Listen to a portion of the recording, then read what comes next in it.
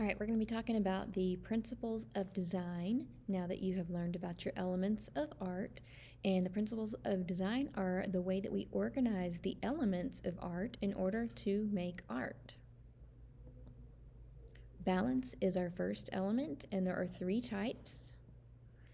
And balance is the way the elements are arranged to create a feeling of stability. So you see how the word is balanced up here, right? We've got this mirrored image happening.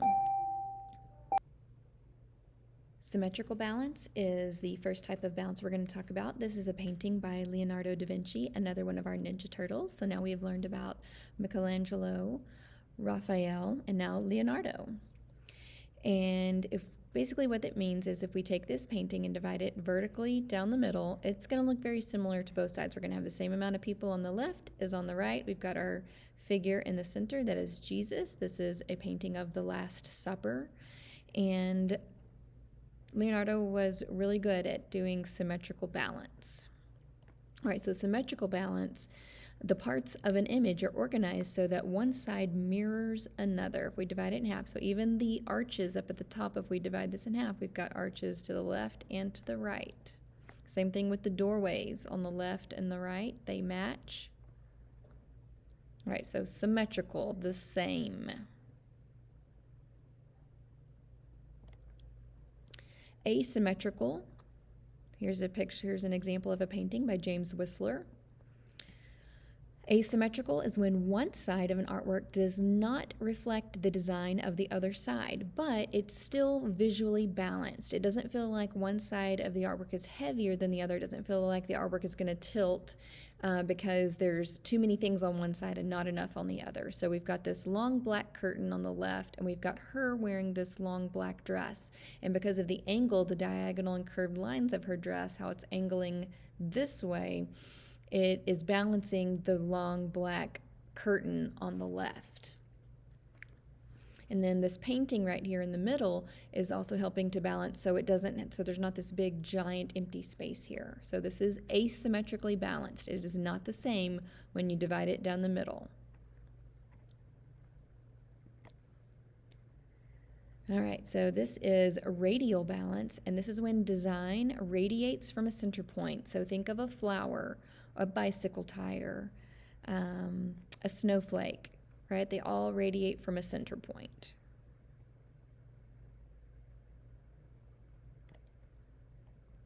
Emphasis. The focal point of an image or when an area or object stands out the most. So the focal point, so in this artwork, the focal point is the red heart. It is standing out against the blue faded background, right? So there is emphasis on the heart because it is bright and it's also in the center. Over here, we've got her hair standing out the most, her hair and her eyebrows because they are black, and her outfit and the background are light. Okay, so there's emphasis on her hair because it stands out the most. 6 ways to create emphasis. One way is with leading lines, isolating an object or shape, centering an object or shape, contrasting size, large with small, value difference. So if all of these are lighter and this one is darker, it's going to make that one stand out more. Or you can use a color difference when the entire picture is mostly made up of the same color and one color stands out. That can cause emphasis.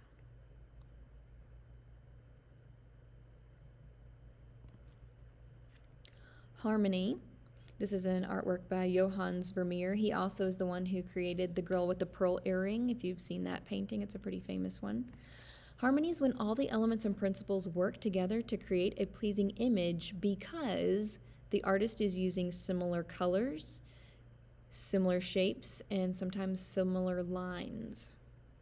So there's a key. The key word is having those similarities throughout the artwork. Variety. This is an artwork by Marc Chagall. Variety is the use of differences and change to increase the visual interest of a work. So we've got different kinds of shapes. We've got a variety of shapes. We've got a variety of colors. We've got a variety of lines. We've got a variety of textures. But it's still a very well-balanced image, even though it's like not the same. Even though there's so many different colors and so many different shapes, it's got a nice use of variety in it. Movement. This is a painting by Marcel Duchamp called Figure Descending a Staircase. So there's not actually a person moving down the stairs, right? We've got this kind of weird, repeated design sort of that's happening down the diagonal of the artwork. And it's causing our eye to move with it to see what direction it is going. Movement is something a really cool principle to have in your artwork because it helps to lead the eye throughout the artwork.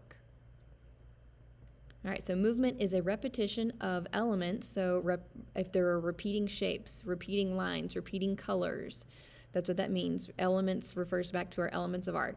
When an element is repeated to produce the look and feel of action.